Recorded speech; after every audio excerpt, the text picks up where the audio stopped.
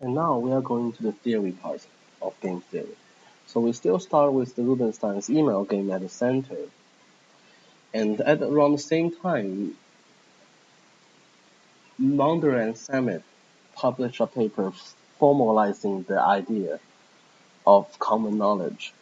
So using the idea of higher order beliefs, they constructed something called common P belief, which the P here is like the epsilon in the email game, which is there's a small probability that there is no common belief.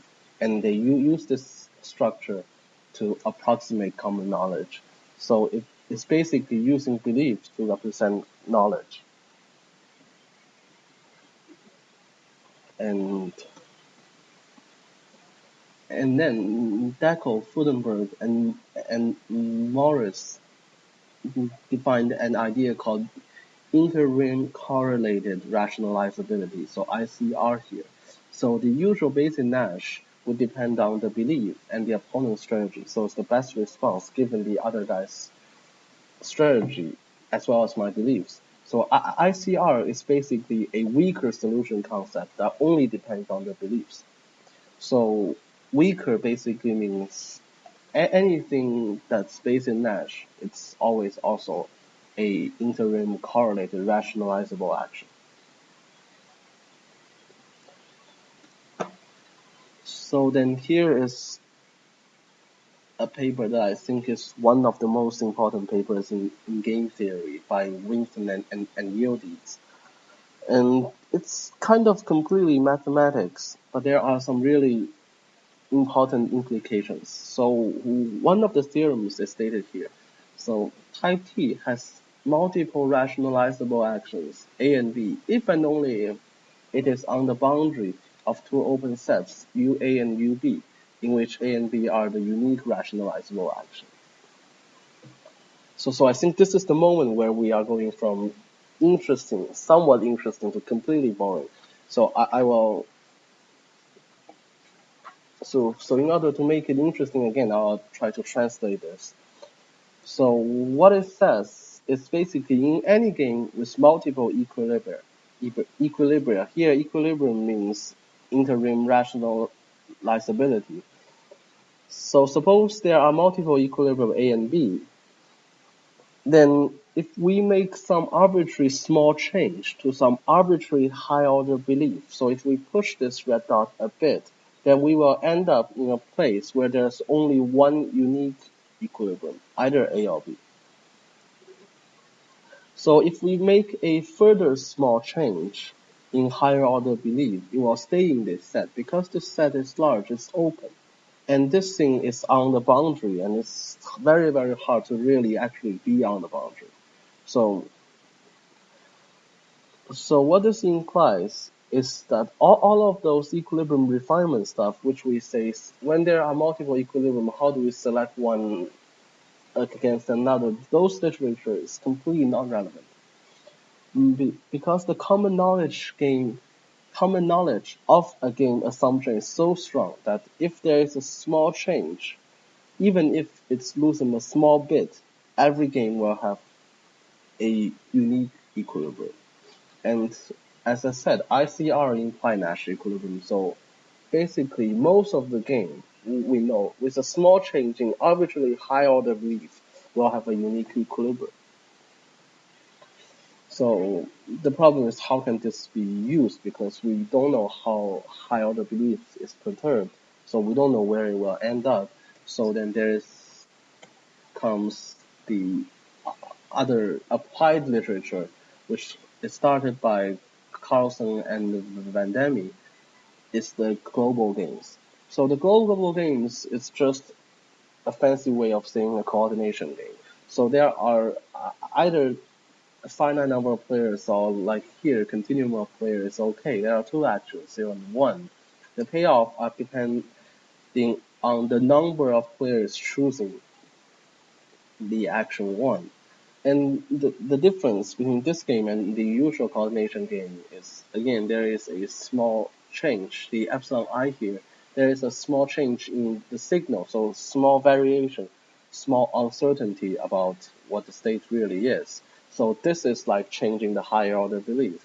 So the result is, of course, unique equilibrium depending on what the sigma is. So the sigma is basically how precise the information, the perturbation is. And and it basically facilitates equilibrium selection. So this paper itself doesn't do much, but there are two applied papers both by Moss and Shin. So first is application in debt pricing.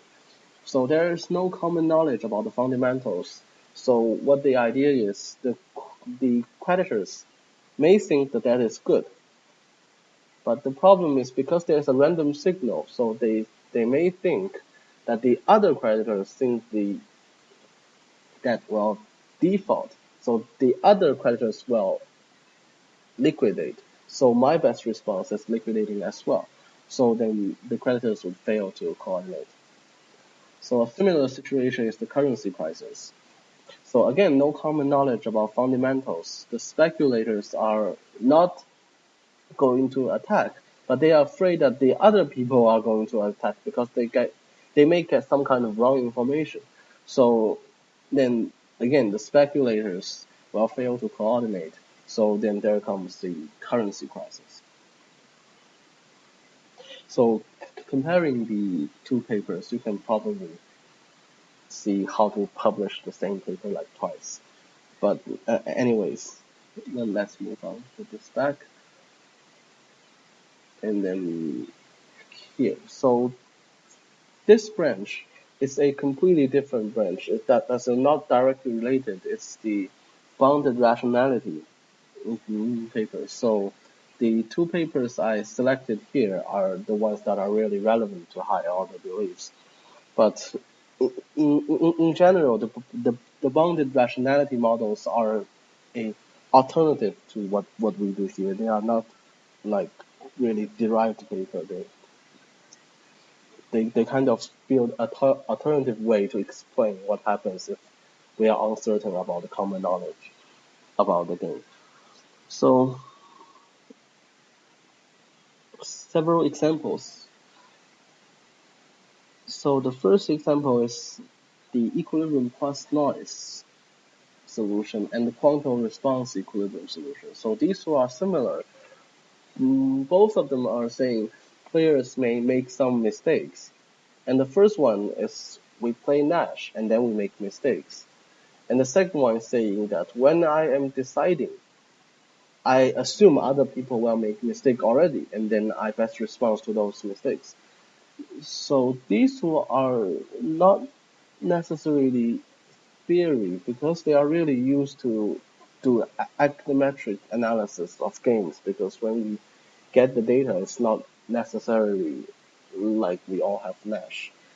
So the second type is the K-rationalizability one, which from the name is obvious what's going on. So we eliminate the strictly dominated strategy for finite number of times, exactly K times, and to see what are the rationalizable actions left, and then somehow we randomize other stuff. And the main thing that's relevant is the level K model.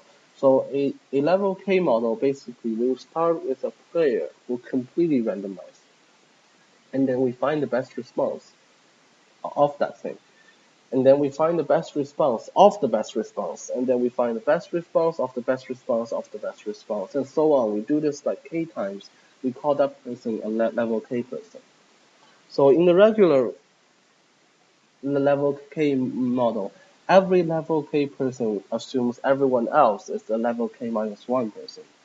And the extended version called cognitive hierarchy model, which says any level K person assumes other people may be level 0, level 1 until level K, and there is a specific distribution of that.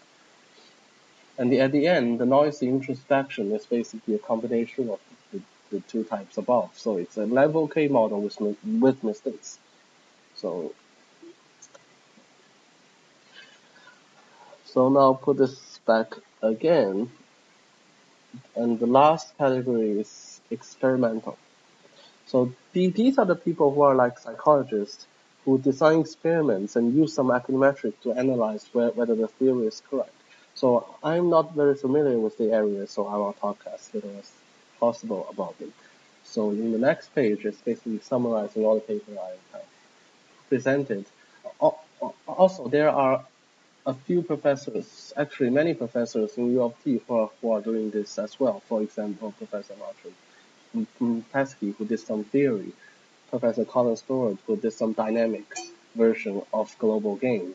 And then whenever we talk about game theory, we must mention Professor Martin Oswald.